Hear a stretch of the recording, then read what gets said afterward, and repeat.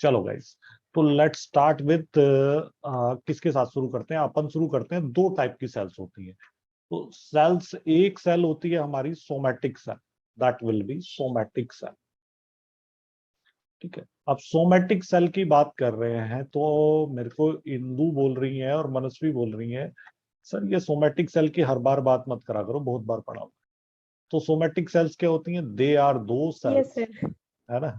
तो they are those cells, those cells which does not pass। Okay, ये कौन आ गया भाई? GTS sir fan. I think ये या तो परी है या विवेक है ना? तो these cells which does not pass in next generation, next generation और progeny, next generation और progeny। ठीक है, तो यानी कि वो ना तो प्रोजेनी में पास ऑन होंगी और ना ही बेटा वो किस में पास ऑन होंगी। तो इसको ज्वाइन करा दिया। सर प्रोजेनी मतलब क्या होगा? प्रोजेनी मतलब बच्चे बेटा। ठीक है, आप जो बच्चे ओके। होते हैं बच्चों की बात कर रहे हैं। एक सेकंड, आई थिंक किसी का। Good evening sir. Good evening Vivek sahab. एक सेकंड गाइस, एक बच्चे के फादर की डेथ हो गई है, तो प्लीज एक सेकंड।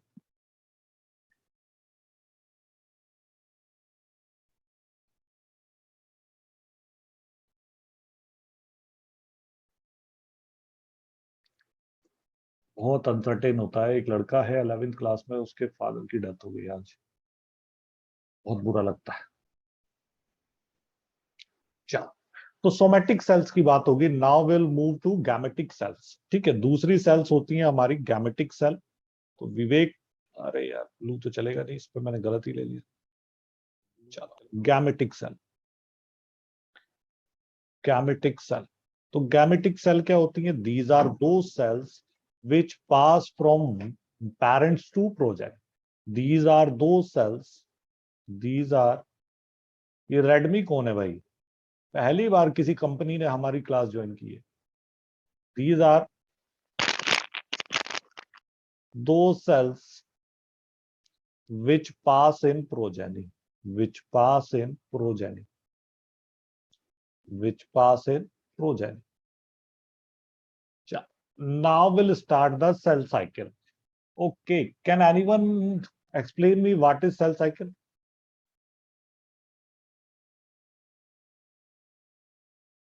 सेल साइकिल की बात कर रहे हैं। तो cell cycle, it is a cycle or it is a cyclic event in which cell get divide and form sir two एक बार dot। लास्ट स्लाइड दिखा दो प्लीज। श्योर, बता, ये लो।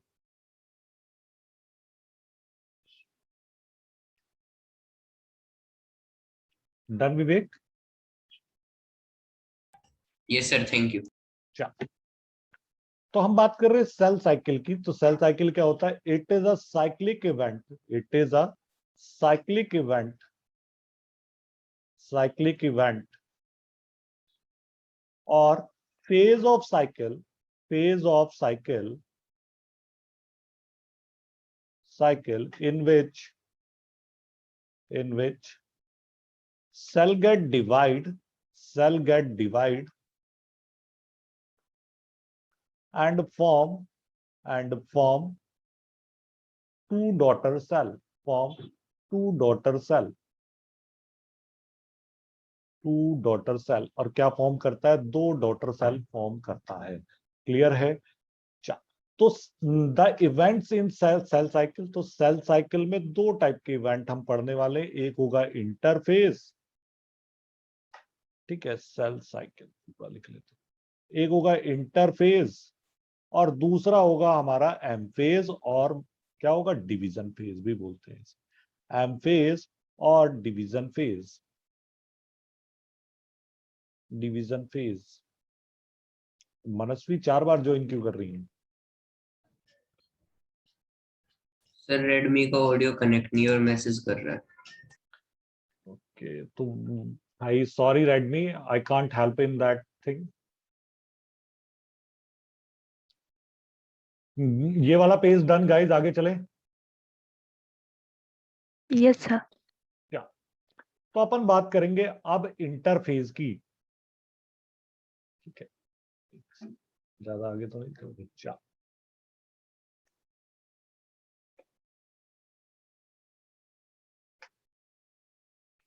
तो अपन बात कर रहे कहाँ गया भाई?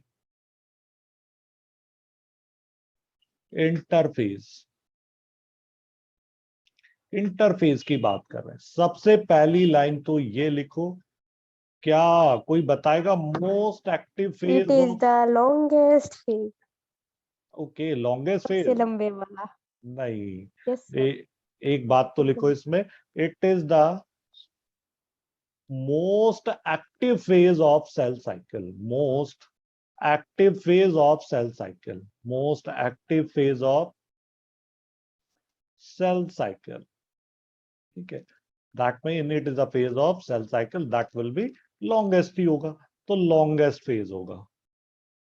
ठीक है, सर लॉन्गेस्ट। आज पोल्स होंगे? वो क्या बोला विवेक? सर पोल्स होंगे आज?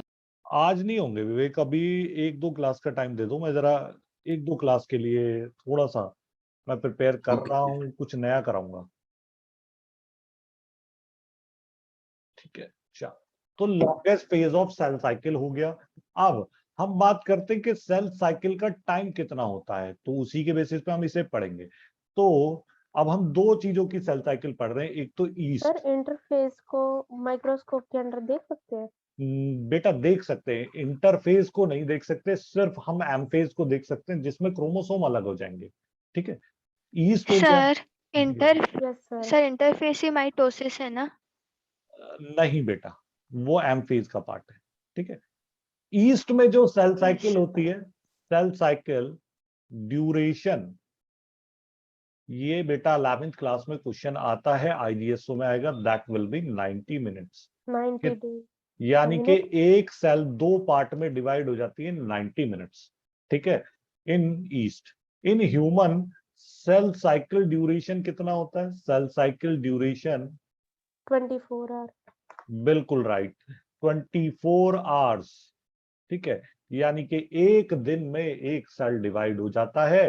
तो विवेक का एक क्वेश्चन है, सर अगर इतनी जल्दी रैपिडली डिवीजन होगा और हमारी सेल क्या करेगी, 24 आवर में एक नया सेल बना लेगी, तो हमारी बॉडी तो एक्सटेंड हो जाएगी। पर बेटा कुछ सेल मर जाती हैं, खराब हो जाती हैं, तो उस रिपेयर करने को they will divide and place themselves by new cells. तो न्यू सेल्स उनका प्लेस ले लेती हैं और बोलती हैं बहन हम तो चले, दुआओं में याद रख, है ना? तो ऐसी चीजें चलती रहती। तो विवेक कह रहा है सर मेरे को बता दो फिर सेल साइकिल में कौन कौन सा फेज कितनी मिनट का होता है। तो हमारा ये हो गया सेल साइकिल। तो इसमें सबसे लॉन्गेस्ट फेज जो होता है दैट विल बी जीवन फेज। क्या होता है हमारा? जीवन फेज। भाई सबसे बड़ा हमारा क्या होता है? जीवन। बहुत लंबा शायद जीवन थोड़ा है। सा डाउट हो रहा। बिल्कुल बोले। सर एक मिनट ना। तो 8 to 12 आवर्स का जीवन होता है। देन होता है हमारा एस फेज, जो होता है हमारा 6। सर ये देखिए, बोलो। सर इसमें इसकी वजह से मैं कंफ्यूज हो रही हूँ। इसमें माइटोसिस मियोसिस लिखा है, फिर माइटोसिस में ये जीवन वगैरह है, तो फिर कैसे? किस में लिखा हुआ है बेटा? सर देखिए, ये तो पिक्चर शो कर माइटोसिस रही ये है मियोसिस। बेटा मैंने स्क्रीन शेयर, हमें नहीं हो पा रहा ना। सर, जूम पे सर क्लिक कर वीडियो। दो, उसके अंदर से आ जाएगा। एक सेकंड, तुम मुझे टैली टैली कर दो, मैं देख लेता हूँ। ठीक है, yes sir. Hello sir. Yes बेटा। सर मैं एक्चुअली घर में मैं समझ गया बेटा, इतना लंबा गाना गाने की जरूरत नहीं थी, मैं समझ गया। ठीक है, 3 to 4 आवर्स का होता है। भी क्लास कर रहा है सर, देखा मैं बड़ा फेमस हो गया हूँ आजकल। आपने? हाँ, तो ये होता है हमारा एम फेज। एम फेज में दो फेज हम पढ़ेंगे, एक पढ़ेंगे माइटोटिक डिवीजन, ठीक है, और एक पढ़ेंगे मियोटिक डिवीजन। ठीक है, एम फेज हमारा दो टाइप का होता है, मियोटिक एंड माइटोटिक। ठीक है, इसकी ड्यूरेशन होती है 1 आवर। ये हमने बनाया आपको ह्यूमन के अकॉर्डिंग। बोलो ये बात क्लियर हुआ सबको? Yes sir. ड्रॉ कर लो, ड्रॉ कर लो सर जी। सर एक बार रिपीट कर दीजिए थोड़ा। मैं सारा रिपीट कर रहा हूँ बेटा, जो आपको दिया हुआ है ना ये बेटा जो भी है ये, इंदु तुम्हारी आवाज नहीं आ रही है। सर लाइव वाला करवाया था आपने, क्या तो बेटा? इस बार भी करना पड़ेगा। लास्ट टाइम भी ये सेम डायग्राम था, तो इस बार भी करूं? चॉइस है तुम्हारी, करना है तो कर लो, नहीं तो रहने दो। कॉपी पेस्ट से। हाँ तो मैं बोल रहा हूँ ना, चॉइस है, करना है तो कर लो, नहीं तो रहने दो। चल, तो मेरे को ये बोल रही है कि सर उसमें माइटोसिस दिया हुआ है। बेटा हम माइटोसिस लेके आएंगे, उसने जो दिया हुआ है ना थोड़ा आगे का पोर्शन पहले दे दिया है। एक्चुअली में वो 9th-10th के अकॉर्डिंग तुम्हें बताना चाह रहा है, वो तुम्हें कंफ्यूज करना नहीं चाह रहा। बट हम तो तुम्हें बिल्कुल डिटेल में लेके जाएंगे, हम कंफ्यूज करेंगे, हमारा हक है तुम्हें कंफ्यूज करना, हम करेंगे। ठीक है, तो आप ये याद रखें कि ये जो पूरा फेज है, ये जो तुम्हें दिखाई दे रहा है, ये सारा G1 S और G2, ये सारा फेज होता है हमारा इंटरफेज, इसे बोलते हैं इंटरफेज। ठीक है, मैं इसके एक एक फेज की बात करूंगा, इसे बोलते हैं इंटरफेज। और इस इंटरफेज में G1 के लास्ट में एक छोटा सा आ रहा होता है जिसे बोलते हैं G0 फेज, इसकी भी बात। ठीक है, G0 फेज। तो फलक ये समझने का ट्राई करना, मैं समझाऊंगा बेटा। तुम्हारी बुक में ना वो थोड़ा मर्ज कर दिया है एक्चुअली में, मैं अभी जो समझा रहा हूँ उसके अकॉर्डिंग तुम्हें समझ आ जाएगा। ठीक है, चलो डन ना यस गाइस, सर। ये diagram done. Sir G2 phase के बाद भी G0 फेज आ सकता है ना, अगर कोई प्रॉब्लम मैं हुई सेल में तो? वो भी बात बताऊंगा। अगर बेटा G0 G2 में जब चेक होगा कि सेल में रेप्लिकेशन हुआ है, सेल का साइज इंक्रीज हुआ है कि नहीं हुआ, अगर नहीं होता है दोनों रिक्वायरमेंट पूरी, तो उसे फिर से G0 फेज में भेज देगा। वहां पर नहीं आएगा, बट वो उसे पीछे भेज देगा, फिर से बोलेगा जाओ डायरेक्टली G0 में जाओ। जैसे वो 99 पे सांप बैठा होता है ना, खा के सीधा 10 पे भेज देता है। Yes sir. अब ऐसा थोड़ी ना 98 97 90 कुछ करता हुआ लास्ट में आएगा, डायरेक्टली 100 10 पे भेज देता है 100 के बजाय। तो वैसा ही होता सर विराट कोहली। सर आप कितना फेमस हो रहे हो सर, रेडमी विराट कोहली। है। भाई क्या करें अब, मतलब अब तो बस मैं सोच रहा हूँ थोड़े बहुत दिनों में अपनी कंपनी खोल लूँ अलग से। चलो, इंटरफेज की बात कर रहे हैं, तो इंटरफेज हमने बोला, अभी बात चल रही थी, तो ये क्या होता है? The interface present between two division phase. तो लिख लो इंटरफेज, इंटरफेस प्रेजेंट बिटवीन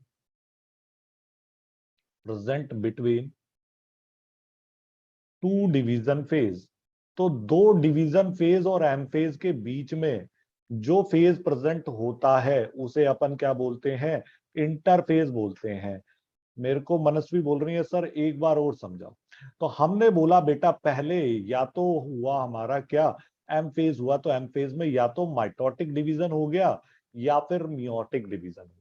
उसके बाद जब सेल बच्चा हो गई, पैदा हो गई, जैसे हम किसी के रिप्रोडक्शन से पैदा हुए, हमारे माँ बाप के रिप्रोडक्शन से, तो हम बने। उसके बाद हम किस में चले गए? इंटरफेज में, अपना साइज इंक्रीज करने, 18-21 ईयर के होने। तो हमने उसे क्या बोला? इंटरफेज, जिसमें सेल अपना ग्रोथ करेगा, अपना साइज इंक्रीज करेगा, डीएनए इंक्रीज करेगा, और फिर जब ये बड़ा हो जाएगा तो ये भी शादी कर लेगा, उसे बोलेंगे एम फेज।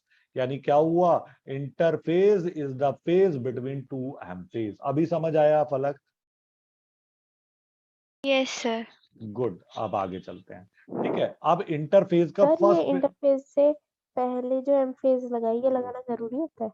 बिल्कुल लगाना जरूरी होता है। जब आप पैदा ही नहीं हुए तो फिर कैसे पता चलेगा? पैदा तो हुए ना किसी के रिप्रोडक्शन से। अपन ऑलवेज ये मानते हैं कि यस पहले सर। मुर्गी थी। According to bio there will be always a मुर्गी एंड मुर्गा, तभी तो अंडा आया, वरना अंडा ही कहां से आता?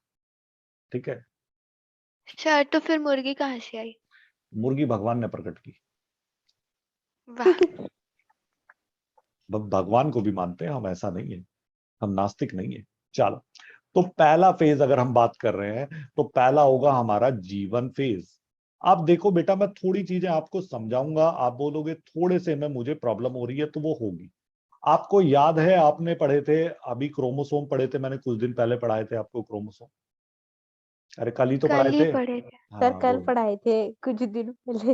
हाँ तभी तो बोल रहा हूँ। सर तो बेटा अभी आप जब मैं डिवीजन पढ़ाऊंगा आपको सर माइटोटिक फिर फेज, तो ना सोमेटिक गेमेटिक वाला जो आपने पार्ट पढ़ाया ना, वो तो आपने हमें सालों पहले पढ़ाया होगा। एग्जैक्टली मनस्वी। ठीक है, तो हमारा सबसे पहले क्या बनता है, हमारा सबसे पहले लास्ट फेज में ये बना होता है, यानी कि ये हमारा क्या, हमारे डिवीजन का लास्ट फेज है, जिसे हम बोलते थे क्या, कोई बताएगा? इसे बोलते थे टीलोसेंट्रिक। टीलोफेज। टीलोफेज, इस फेज का नाम है टीलोफेज। और जो इसमें क्रोमोसोम मिल रहा है वो क्या है, ये इस क्रोमोसोम को बोलते थे टीलोसेंट्रिक बिल्कुल टीलोसेंट्रिक। Right, telocentric chromosome. ठीक है, आज तुम्हें असली चीजें समझाई जाएंगी। टीलोसेंट्रिक क्रोमोसोम, दैट मीन मैं सर लिख हम तो सकता हूँ, नकली था। सारे टीचर यही करते हैं, नकली समझाते हैं, तुम्हें ये बोलेंगे क्रोमोसोम था, कोई ये नहीं बताता कि सिंगल क्रोमेटिड थी। तो एक लाइन लिख लो, ये वाली लाइन यहाँ सर लिख रहा हूँ। अगर जो ये वाला जो क्रोमोसोम है जीवन फेज में, ये अगर सेंट्रोमियर के ऐसे एक एक करके होता, जैसे टीलोसेंट्रिक की आई शेप ना बनाता, ऐसे दो होते और अपने साथ वाली सिस्टर क्रोमेटिड को आगे चल के वो सिंथेसिस कर लेता, तो वो भी सही होएगा समझ नहीं आया या मनस्वी, टीलोसेंट्रिक दोबारा ही होता आराम है? आराम से दोबारा बोलो। सर बोलो। जैसे आपने अभी टीलोसेंट्रिक बनाया ना हम्म। जीवन फेज में, तो हम्म। अगर हम सेंट्रोमियर को ले ले हाँ। और ऊपर और नीचे एक एक क्रोमेटिड बना ले, ताकि हम्म। फिर एस फेज में जो है वो दोनों सिस्टर क्रोमेटिड की रेप्लिकेशन कर ले, बट तो मनस्वी वो फिर सही हम, होगा? नहीं सही होगा, क्योंकि हम फिर कैसे दिखाएंगे कि जीवन फेज में मेनली साइज इंक्रीज हो रहा है? How will show? आप एक बार बताओ, अगर आप सीधे माँ के पेट से मेरी हाइट 6'1" है, यानी मेरी मम्मी जब मुझे पैदा करती तो मैं 6'1" का होता, तो मैं कैसे शो करता कि मेरी लाइफ में मेरी हाइट इंक्रीज हुई है? Is it possible? सोच के देखो, बोलो मनस्वी, यस और नो। Yes sir. वो पॉसिबल नहीं है, हमको वहां पर लेके जाता है जहां से इनिशियल हुआ है, इनिशियल फेज पे लेके जाके ही हम डिवीजन शो कर सकते हैं कि डिवीजन में क्या क्या चीजें हुई। अगर हम इनिशियल फेज कभी शो नहीं करेंगे तो एक प्रॉब्लम आ जाएगी कि हम उसे कभी अच्छे से समझा नहीं पाएंगे, ना वो हमें ये बता पाएगा कि भाई आगे जाके डिवीजन कैसा हुआ। ठीक है, तो देखो अब जो मैं लाइन लिख रहा हूं वो समझ, when when the cell after division after division after division enters in G1 phase, ठीक है, it will have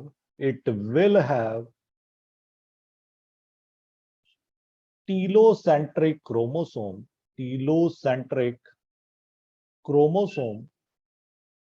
chromosome और one chromosome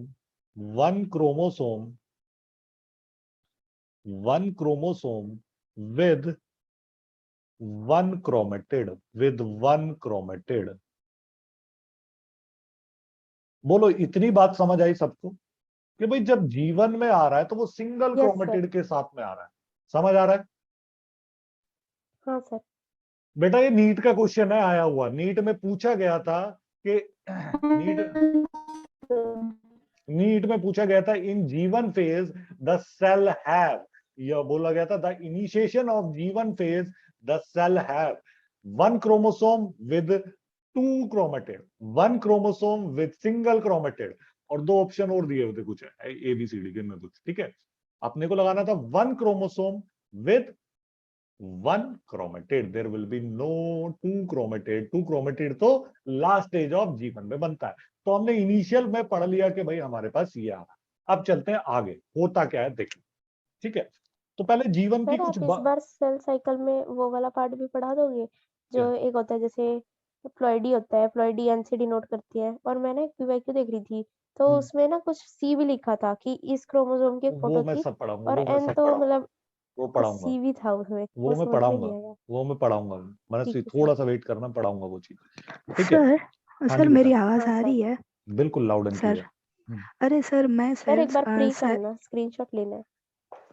ओके बोलो बेटा, आप जो बोल रहे थे, मेरी आवाज आ सर रही है? सेल डिवीजन मैं पहली बार पढ़ रही हूँ, तो मुझे इतना पता नहीं, समझ नहीं आ रहा कुछ भी। क्या कहाँ प्रॉब्लम आ रही है? जहां पे प्रॉब्लम आ रही है आप मुझे तुरंत बोला मतलब करो ना। पहले से सेल साइकिल में पहले से ही प्रॉब्लम आ रही है। कल वाला लेक्चर देखा था तुमने? हाँ, देखा था ना। तो वहां अरे पर मैं क्या? रिद्धि बोल रही हूँ। हाँ रिद्धि, मैं समझ रहा हूँ, बोलो मुझे पहले ये बताओ क्या प्रॉब्लम आई वहां पे रिद्धि?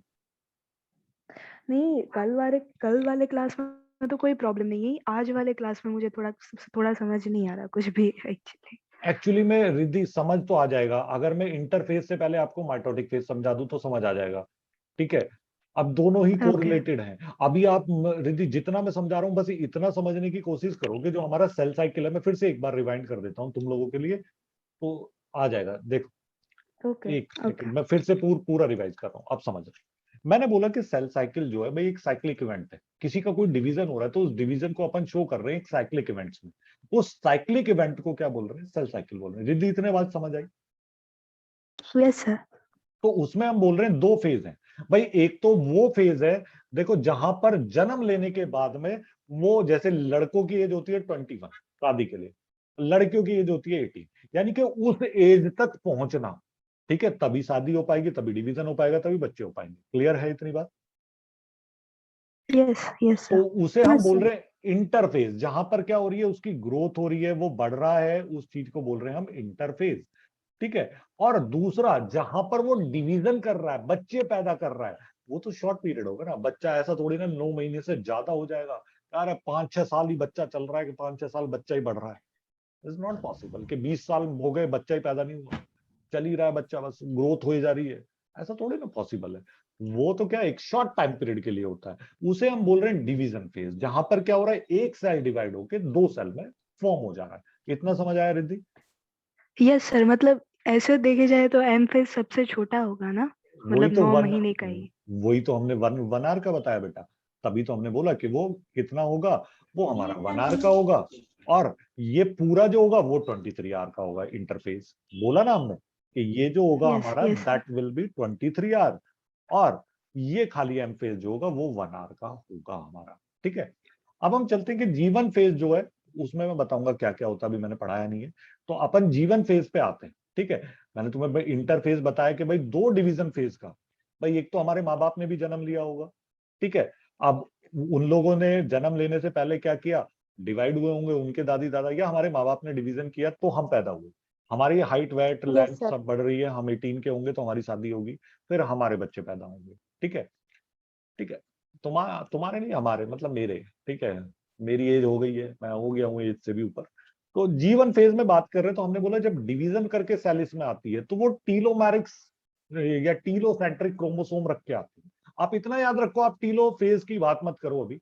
आप सिर्फ ये याद रखो कि जब सेल जीवन में आता है तो उसके पास क्या होता है, एक सिंगल क्रोमेटिड वाला क्रोमोसोम होता है जिसे टीलोसेंट्रिक सर क्रोमोसोम। मतलब माइटोटिक से वो वाला लेके आता है, टीलोसेंट्रिक क्रोमोसोम। तुम अभी माइटोटिक मियोटिक की बात मत करो, तुम सोचो कि एम फेज के बाद जो सेल आया है वो टीलोसेंट्रिक क्रोमोसोम लाया है।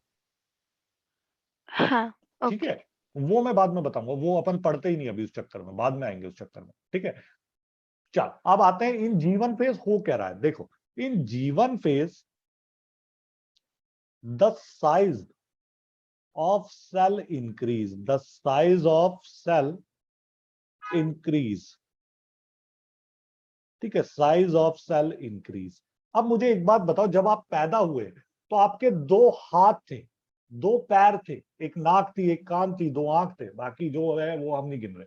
बट क्या उससे ज्यादा कुछ इंक्रीज हुआ तुम्हारी बॉडी में? उनकी लेंथ इंक्रीज हुई वो नहीं कह रहे हम, कह रहे क्या नया ऑर्गन लगा तुम्हारी बॉडी में?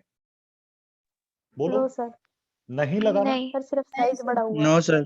बिल्कुल राइट, यानी साइज इंक्रीज हुआ। तो हम बोल रहे हैं कि यहां पर क्या हो रहा है, size increase and shape of cell will change, and shape of cell will change, shape of cell will change. तो सेल क्या शेप क्या हो रहा है, वो चेंज हो जा रहा है। ठीक है भाई, अब तुम बड़े हुए तो तुम्हारा भी शेप चेंज हो जाएगा। अब हम बड़े हो रहे हैं, हमारा पेट निकलना चालू होगा, हमारी लेटरल ग्रोथ चालू होगी, होगा ना? फेस मोटा हो रहा है, वो सब अलग अलग फेज चल रहे हैं लाइफ के। ठीक है, तो जीवन फेज में मेनली 2 ही चीजें होती हैं, या तो साइज इंक्रीज हो रहा है या फिर शेप इंक्रीज हो रही है, बाकी कुछ नहीं करता जीवन फेज में, बाकी चीजें नहीं होती। ये समझ आया? Yes yes sir. Sir. Yes और हाँ एक सर। चीज, और एक चीज, अब चल रहे थोड़ा अपर लेवल पे, जो आएगा तुम्हारे 11th लेवल पे। ठीक है, अब मुझे बताओ, अगर साइज इंक्रीज हो रहा है सेल का, तो क्या हो रहा है? बॉडी बिल्ड हो रही है। बोलो यस और नो। Yes sir. और Yes, बॉडी sir. बिल्ड हाँ होने के लिए सबसे ज्यादा जरूरी क्या चीज होती है? Carbohydrate, protein, protein. फैट। तो यहां पर क्या प्रोटीन होता है? फैट। एक लाइन लिख लो, ये नीट में क्वेश्चन आता है। Here in G one phase, in G one phase, अरे भाई प्लीज ऐसी चीजें मत क्या करो यार।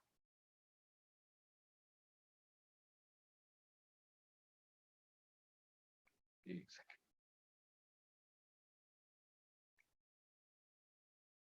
ठीक है। तो हियर इन जीवन फेज क्या हो रहा है? In G one phase the RNA and protein get synthesized, and protein get synthesized.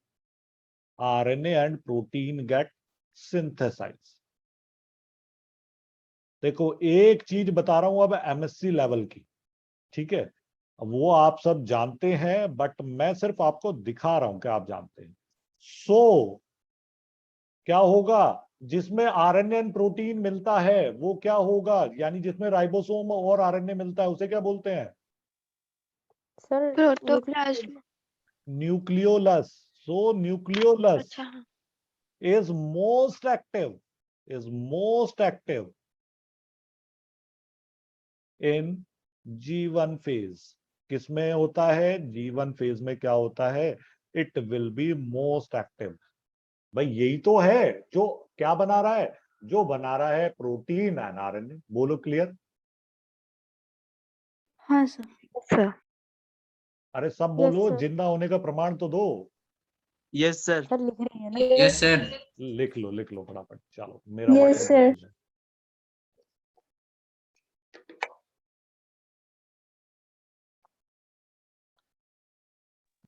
Sir done. Done, चलो आगे चलते हैं। ठीक है, अब क्या होता है देखो, अब भैया हम बना लेते हैं सेल, फिर से हमारा सेल वापस आ गया। और सेल पहले वही वाला सेल बनाएंगे जो सेल किसमें था? जो सेल एम फेज से आया। यानी एम फेज से जो सेल आया वो इस टाइप का सेल आया, ये सेल था एम फेज से जो सेल आया। अब एम फेज से सेल आने के बाद में क्या हुआ? सेल आ गया G1 फेज सर में। एक डाउट है। जी बेटा बोले। सर जो जीवन फेज होता है जी बेटा। उसमें साइटोप्लाज्म और न्यूक्लियस दोनों का साइज बड़ा हो जाता है। बेटा ये अभी 1 सेकंड में डिस्कस करें, चलेगा मनस्वी? Yes sir. आप ही बताओगी, ठीक है, फिर आप ही बताओगी इसी। तो ये हो गया हमारा जो पहले से क्रोमेटिड आया हुआ था, किससे? G1 फेज से, यानी क्यू आर्म जो हमारी आई हुई थी किससे? बेटा ये आई हुई थी हमारी G1 मतलब एम फेज से। अब यहां पर एक नया वाला सिंथेसाइज हो जाएगी क्रोमेटिड, और ये कन्वर्ट हो जाएगा किसमें? मेटासेंट्रिक क्रोमोसोम में। तो यानी यहां पर क्या हुआ हमारा? एक क्रोमेटिड वी फॉर्म। शेप्ड। बिल्कुल। तो मैं एक पॉइंट लिखा दूं जरा, फिर आप मुझे बताना। एक पॉइंट लिखा रहा हूं, ठीक है, नेक्स्ट पेज पे लिखा देता हूं, इधर लिखा भी नहीं है। चलो एक पॉइंट लिखो, फिर मुझे बताना। In G1 phase, in G1 phase the telomeric, telocentric chromosome, telocentric chromosome, chromosome will change into, will change into metacentric chromosome, metacentric chromosome will change into metacentric chromosome. Okay, so the size of nucleus, the size of nucleus, size of nucleus will increase. Increase. Okay okay.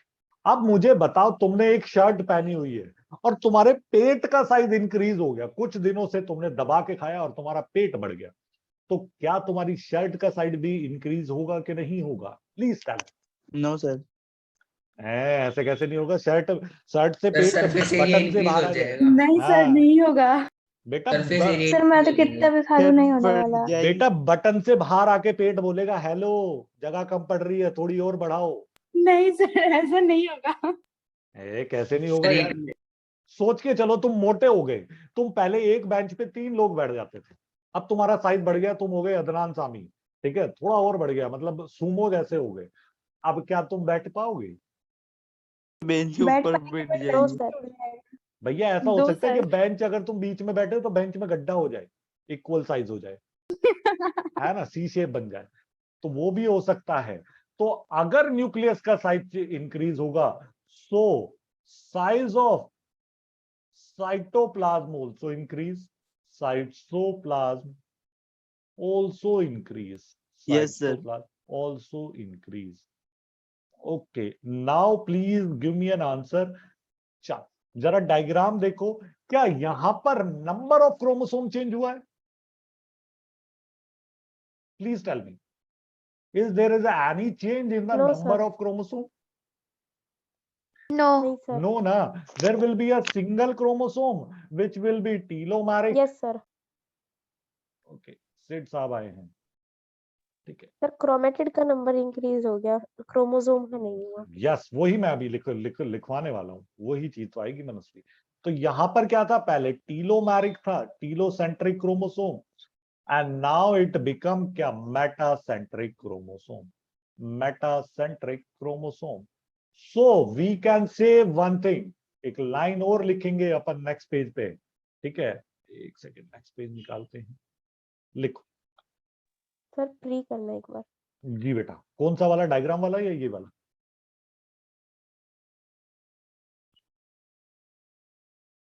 Done sir.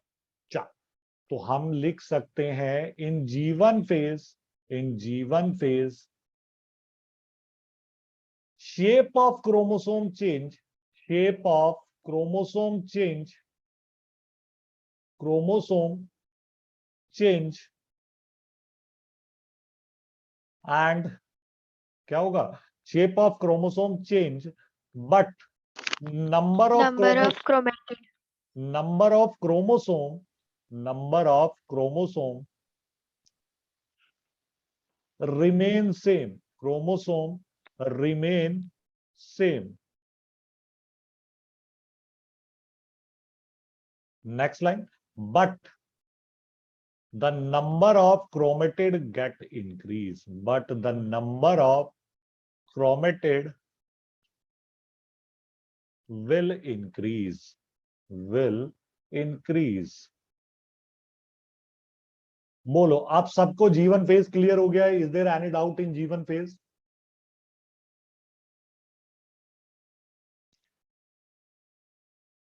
And sir now, clear है। okay, Yes, sir, clear. now cell is ready, cell is ready to go in S phase, ठीक है, S phase में जाने के लिए cell तैयार है, ठीक है। इस पेज को लिख लो, फिर जरा फिर से रिजॉइन करना पड़ेगा तुम लोगों को, क्योंकि आई थिंक टाइम कंप्लीट हो गया है। ऐसे होता है ना, ऐसे ऐसे ही बंद करके चले जाते हैं। नहीं छोड़ो। बेटा, मेरी क्लासेस में जब मैं ऐसे पढ़ाता हूँ ना, मैं कोचिंग में यही स्टाइल है मेरा, तो बच्चे नहीं मिस करते, मेरे को पता नहीं, पर भगवान का है, मेरी क्लास बच्चे मिस नहीं करते।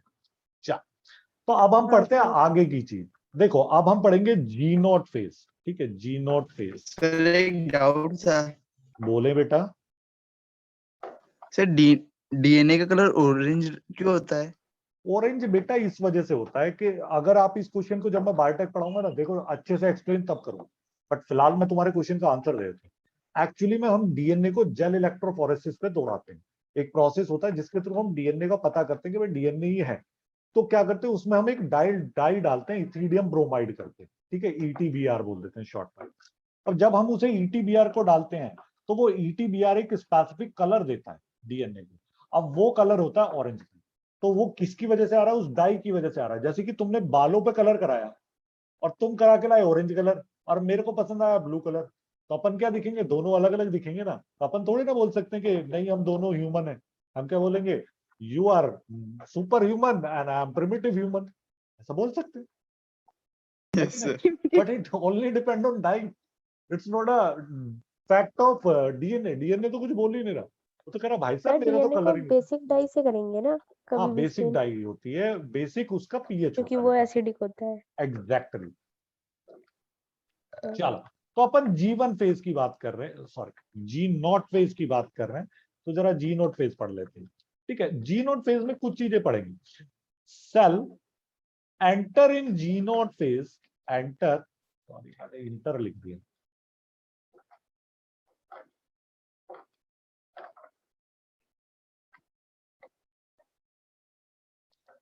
एंटर इन G1 फेज या G0 phase when cell shape or size is not properly increased, ठीक है। और क्या बोल सकते हैं, और बोल सकते हैं सेल डोंट हैव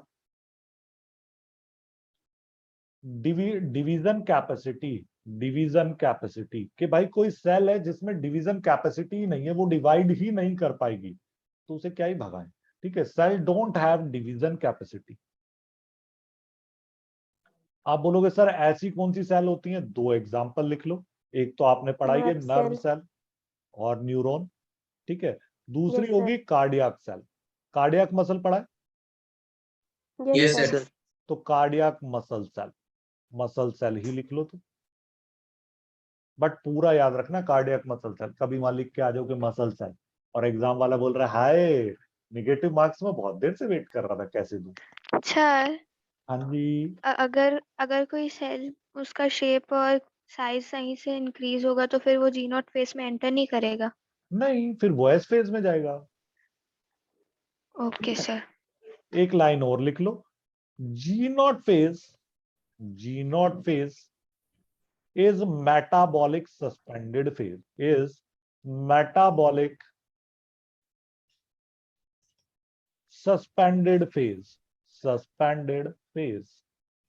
अब यहां से बॉलीवुड वालों ने एक गाना चुराया हमारा। मेटाबॉलिक सस्पेंडेड फेज होता है वो कम खाते हैं, कम पीते हैं, बहुत ज्यादा हम जीते हैं, है ना। तो यहाँ पर क्या है कि जीते प्रॉपरली हैं, बट क्या करते हैं ये खाना पीना कम खा कर देते हैं, डाइटिंग पे आ जाते हैं। ठीक है, it is the dieting phase of cell, कि भैया इन्हें पता है कि खाना ज्यादा है ही नहीं तुम्हारे लिए लिमिटेड अमाउंट ऑफ खाना है, क्योंकि तुम डिवाइड नहीं कर पा रहे। ठीक है, ज्यादा खाओगे तो तुम्हारी सेल डिवाइड तो हो नहीं रही है, फूल जाएंगी और बस्ट हो जाएंगी। तो ये क्या करती है, कम खाती है, कम जीती है, कम, यानी इनकी मेटाबॉलिक सस्पेंडेड फेज सर होती है। लिमिटेड खाते हैं सर, कम क्यों? लिमिटेड ही तो बोल रहे हैं, कम का मतलब होता है कि लिमिटेड अमाउंट में। मतलब कम मतलब कि जितना हम खा सकते हैं उससे और कम, इसे कम कहते हैं। और जिंदा रहने लिमिटेड के मतलब लिए, जितना। जिंदा हाँ रहने वही के लिए वही। खाती हैं, स्वाद के लिए नहीं खाती, जैसा कि हिंदू खाती है कि स्वाद में जम के खाया, हजमोला ने खूब पटाया, सर खूब आप भी पचाया। खाते हो? सर ये आप बोल रहे हो? हाँ मैं भी बोल रहा है, क्योंकि मैंने आज गाजर का हलवा मंगाया हुआ है। हाँ सर, दिखाइए दिखाइए। दिखा दिया, ये देखो ये रखा हुआ। हम भी सर दिखाएंगे एक ही खिलाना दिन। पड़ेगा, दिखाने सर से इसमें फायदा हम नहीं लोग होता। शेयर भी तो नहीं कर सकते आपको, इसीलिए आपने बिल्कुल। स्टार्ट किया।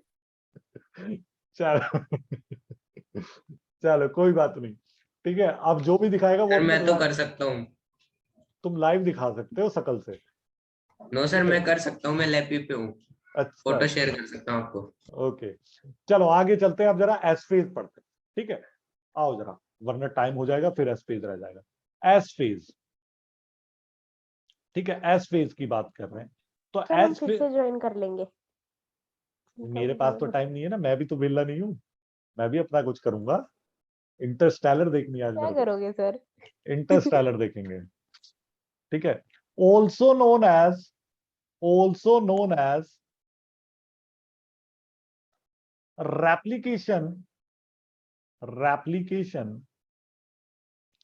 replication or duplication phase, duplication phase, duplication phase.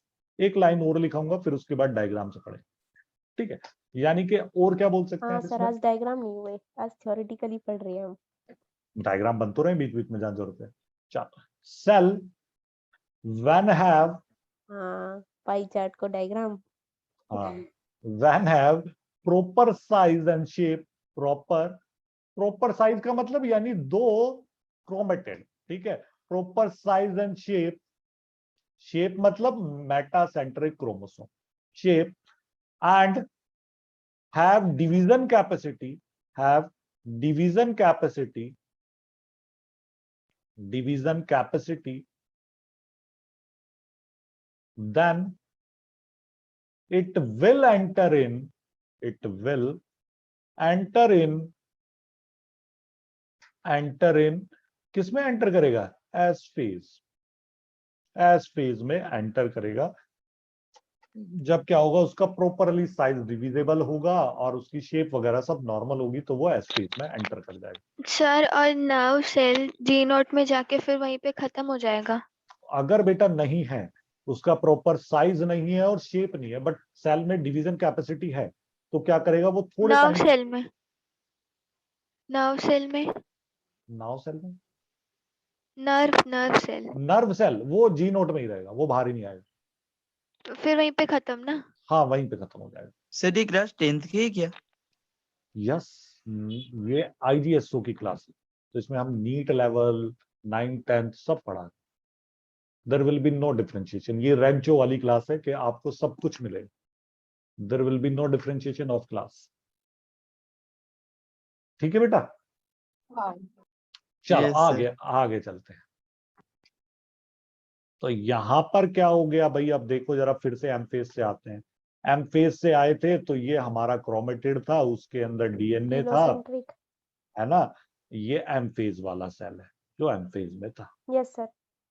अब एम फेज से आगे भैया एक आए थे हमारे जीवन फेज, उन्होंने बोला कि हम भी कुछ करेंगे, तो उन्होंने भी कुछ कर दिया। उन्होंने क्या किया? जो क्रोमेटिड सिंगल थी उस क्रोमेटिड को डबल कर दिया, ठीक है, उस क्रोमेटिड को डबल कर दिया। बट इन भाई साहब में एक कमी थी कि ये डीएनए नहीं बढ़ा पाए, यानी इनमें कोई डीएनए नहीं रहा, तो ये हो गया जीवन फेज। अब सर क्या मतलब बस होगा? प्रोटीन प्रोटीन वाला काम कर दिया बस जीवन फेज प्रोटीन में। बढ़ाया, यस। अब डीएनए क्या? रेप्लिकेशन एस फेज ने करा। यस। अब जब इधर आएगा किसमें? एस फेज में, तो देखो क्या होगा। अच्छा ये तो दिखेगा, ये होगा कि क्रोमेटिड बनेगी, ठीक है, क्रोमेटिड तो पहले से जीवन में बन के आ गई। अब क्या होगा कि कुछ डीएनए तो पहले से प्रेजेंट था, ये वाला। अब जो बची हुई क्रोमेटिड थी उनमें भी डीएनए बन जाएगा। तो अगर मैं बोलूं इधर डीएनए 2C था, ठीक है, 2, अब यार इधर कितना हो गया डीएनए बोलोगे? 4C। गाइस 4C हो गया कि नहीं? 4C। भाई 4C. 2C इधर, यस 2C सर। इधर, दैट विल बी 4C। पर यानी सारे डीएनए अभी का क्या एन चल हुआ? रही है। DNA duplicate. क्या हो गया? DNA DNA duplicate. डुप्लीकेट। और एक बात बताओ, मैं क्रोमोसोम को बोल रहा हूं यहां पर, क्या क्रोमोसोम को लिख देते हैं कि 2n है, ठीक है, ये क्रोमोसोम है, यानी एक क्रोमोसोम, 2n यानी 1 क्रोमोसोम, 1 क्रोमोसोम। तो इधर भी कितना है? 2n क्रोमोसोम ही है। बोलो यस और नो, अरे बोलो। जी सर। और यस इधर सर। भी कितना है? 2n क्रोमोसोम है। 2n। Yes sir. क्लियर है? यानी कि क्रोमोसोम का Yes, नंबर sir. तो चेंज नहीं हुआ, ओनली डीएनए का नंबर चेंज हुआ। ये फेज क्लियर हो गया सबको? Yes sir. चलो फिर एक क्वेश्चन पूछेंगे, अभी जरा G2 फेज पढ़ा दें फिर पूछेंगे। अब आते हैं G2 फेज पे। रिद्धि समझ आया? सर फ्री करने का। यस सर, थोड़ा थोड़ा। चलो एक बार और क्लास को देख लेना दोबारा ना, यूट्यूब पे डाल दूंगा तब देख लेना, कुछ प्रॉब्लम होगा तो कल हम ले लेंगे, फिर समझा देंगे दोबारा। Okay okay sir. G2 phase की बात कर रहे हैं, ठीक है। In this phase, in this phase, हाँ सर, मुझे फिर से देखना पड़ेगा ये वाला। देख लेना बेटा। In this phase the checking of DNA replication and cell shape and size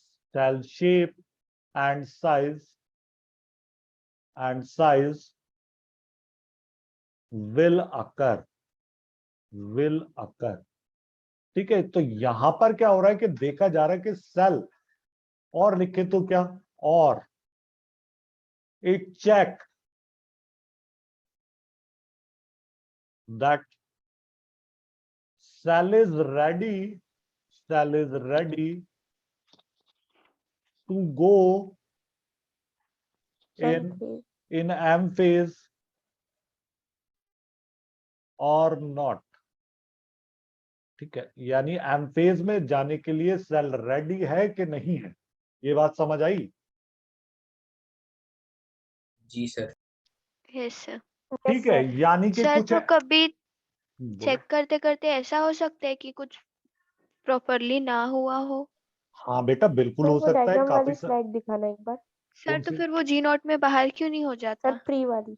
अभी मैं लिख के दिखाऊंगा ना बेटा, क्या होगा कि इसमें फिर वो जी नोट में चला जाएगा, अगर उसका शेप वगैरह या रेप्लिकेशन वगैरह नहीं हुआ है डन सर। तो वो उसे फिर किस में भेज देगा, it will send it to G not phase. मैं लिख रहा हूं, एक लाइन लिख लो, yes sir. if the DNA replication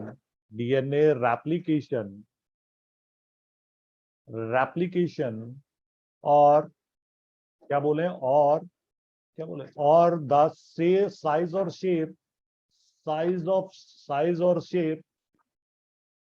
is not proper,